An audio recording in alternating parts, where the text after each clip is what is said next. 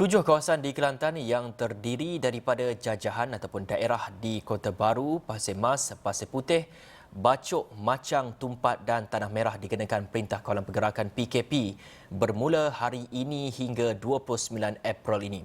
Menteri Kanan Keselamatan Datuk Seri Ismail Sabri Yaakob berkata, Kementerian Kesihatan KKM mengesahkan berlaku peningkatan kes sebanyak 30.5% di Kelantan dalam tempoh 14 hari iaitu daripada 756 kes kepada 1,088 kes dan kesemua tujuh jajahan ataupun daerah ini berada dalam zon merah.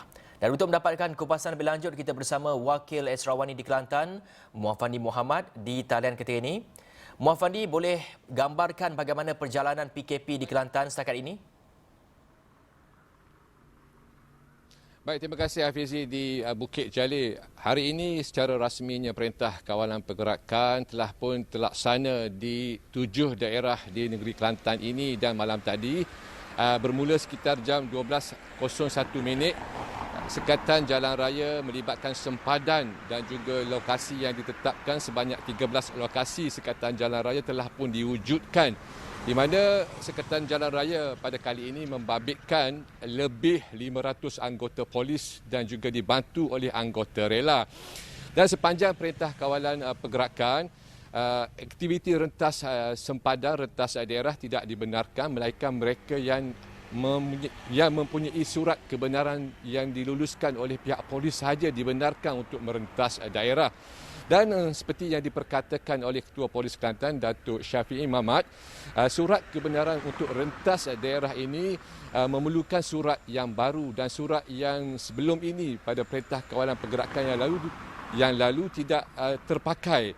Dan mereka yang ingin menjalankan aktiviti ataupun melakukan kerja dan juga bertugas sama ada di Tumpat ataupun di daerah yang dikenakan Perintah Kawalan Pergerakan ini, mereka memerlukan surat kebenaran yang baru dan perkara ini perlu dipohon di Balai Polis dan juga Ibu Pejabat Polis berhampiran.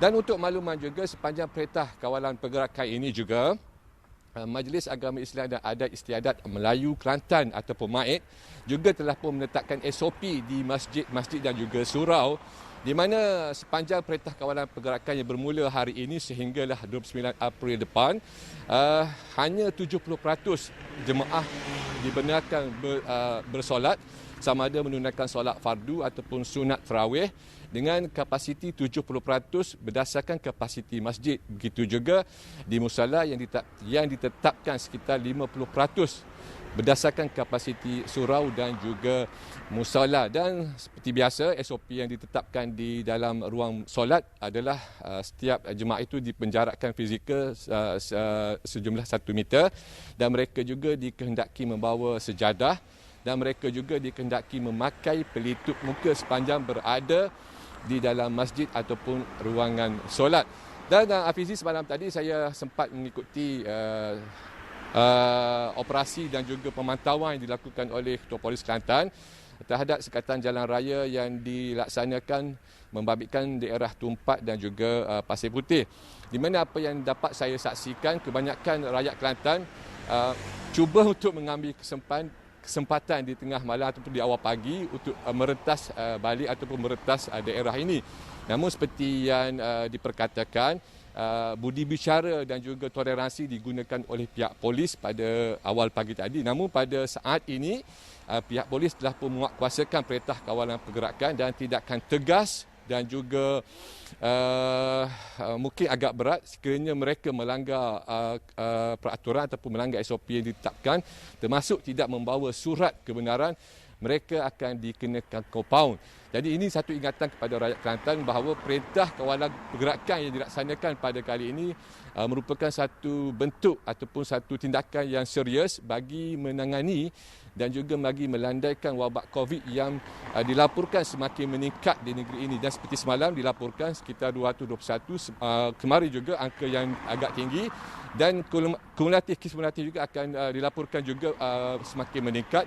Justru itu semua pihak termasuklah juga rakyat Kelantan disaran dan juga dipohon supaya terus mematuhi SOP dan juga mengikuti SOP yang telah pun ditetapkan oleh kerajaan.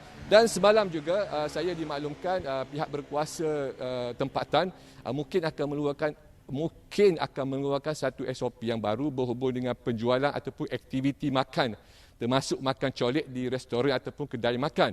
Di mana saya dimaklumkan kemungkinan besar aktiviti makan colek ataupun makan di restoran di kawasan yang dikenakan PKP ini tidak lagi dibenarkan. Dan bagi penggemar colek sepanjang bulan Ramadan ini, mereka dibenarkan untuk membeli colek namun dalam keadaan take away ataupun membawa pulang juadah colek itu, dan mereka tidak dibenarkan makan di premis ataupun kedai makan yang disediakan. Ini mungkin SOP yang akan dikeluarkan oleh pihak berkuasa dan juga kerajaan negeri Kelantan, Hafizi.